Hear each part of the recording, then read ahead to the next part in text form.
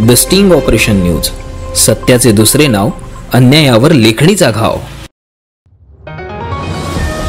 गोंदियाच्या आमगाव येथील तांदूळ व्यापारी वीरेंद्र कुमार लिल्हारे यांनी कमी दरात तांदूळ देण्याची आमिष देऊन 1 कोटी रुपयांनी फसवणूक केल्याची तक्रार गोंदिया शहर पोलिसात दिली आहे। या अनुषंगाने गोंदिया पोलिसांनी तपासाची चक्र फिरवली असता धक्कादायक खुलासे समोर आले आहेत। फिर्यादी वीरेंद्र कुमार लिल्हारे यांना तांदळाचे व्यापार नव्हे तर पैसे दुप्पट करण्याचे आमिष आरोपींनी दिले होते। 1 कोटीच्या बदल्यात 2 कोटी रुपये देऊ अशी बतावणी केली होती। मात्र फिर्यादी यांनी आरोपींना 1 कोटी रुपये दिल्यानंतर त्यांना दुप्पट पैसे मिळाले नाही। त्यामुळे त्यांनी पोलिसात तांदळाच्या व्यापारात 1 कोटी रुपयांची फसवणूक झाल्याची तक्रार दिली आहे। या प्रकरणात गोंदिया शहर पोलिसांनी मध्य प्रदेश राज्यातील छिंदवाडा येथील एका महिलेसह तिघांना ताब्यात घेतले असून त्यांच्याकडून टोयोटा कंपनीची एक कार आणि लहान मुलाच्या खेळण्याच्या 500 रुपयांच्या नोटा व एक सुटकेस असा मुद्देमाल जप्त केला असून या घटनेचा तपास पोलीस निरीक्षक किशोर पर्वते करीत आहे। तर या प्रकरणातील मुख्य आरोपी अद्यापही फरार असून त्याच्या शोधासाठी पथक नेमण्यात आली असल्याची माहिती गोंदिया शहर पोलीस स्टेशन असे पोलीस निरीक्षक किशोर पर्वते यांनी दिली आहे। त्याच्यामध्ये आमच्याकडे फिर्यादीने तक्रार दिली होती की त्याचा राईस मिल आहे आणि त्याच्याकडे छत्तीसगडवरून 10 कंटेनरमध्ये ठोकळ तांदूळ येणार आहे आणि त्याच्याबाबत सौदा झाला होता। तर त्यांनी 10 कंटेनरची सौदा 1 करोडमध्ये घेतला होता। सदरचा व्यवहार हा जयस्तंभ गोंदियामध्ये त्यांनी 1 करोड रुपये व्यापाऱ्यांना दिले आणि त्याच्याकडे तांदूळ पोहोचला नाही अशी फिर्याद होती। त्या फिर्यादीवरून आपण गुन्हा दाखल केला आणि त्या गुन्ह्यामध्ये जे पैसे देणारे होते व्यापारी त्यातले 2 लोक त्यांनी पकडून थांबवले होते। त्यातले आपण 2 लोकांना अरेस्ट केली आहे।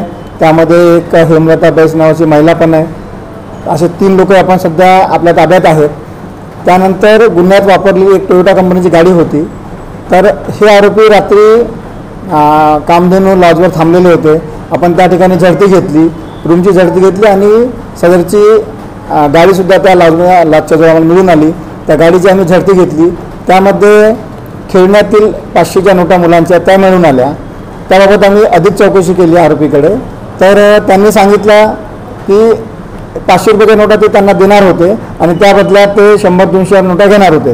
तर अशा प्रकारे हे 1 करोड घेऊन त्यांना 2 करोड देऊ असं त्यांना आमिष दाखवलं होतं आणि त्या आमिषावरून त्यांना फिर्यादीने 1 करोड रुपये दिले होते, पण त्या बदल्यात त्यांनी पैसे नसता सदर आरोपी फरार झाले होते। यांचे काही साथीदार आपल्या अटकेमध्ये आहे आणि जो मुख्य आरोपी आहे तो फरार झालेला आहे। त्यांच्या चौकशीवरून ते 1 करोडच्या बदल्यात त्यांना 2 करोड आम्ही देऊ असं त्यांनी सांगितलं होतं। सांगितलं की त्यांच्याकडे पैसा 500 रुपयाच्या खूप नोटा आहेत आणि आरोपी सांगण्यावरून आणि ते सदरच्या नोटा ते बँकेत चालवू शकत नाही, समोर बंद होऊ शकतात, त्यामुळे आम्हाला त्या बाहेर मार्केटमध्ये काढायच्या आहेत असं त्यांनी बतावणी केली असं आरोपींच्या याच्यावर नाही।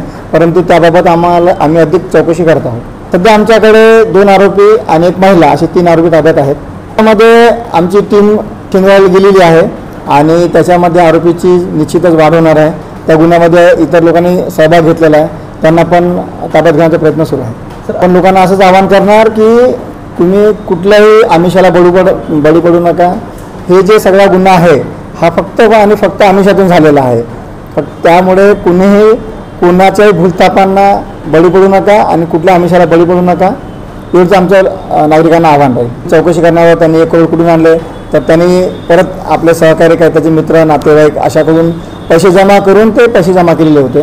त्यामुळे सध्या गुन्हा तो एकच दाखल आहे, पण हा 1 करोड जे त्यांनी पैसे जमा केले होते त्याच्यामध्ये त्यांनी बऱ्याच लोकांकडून पैसे जमा करून ते पैसे दिलेले आहेत। Sunil Kawade, the sting operation news, Gondia.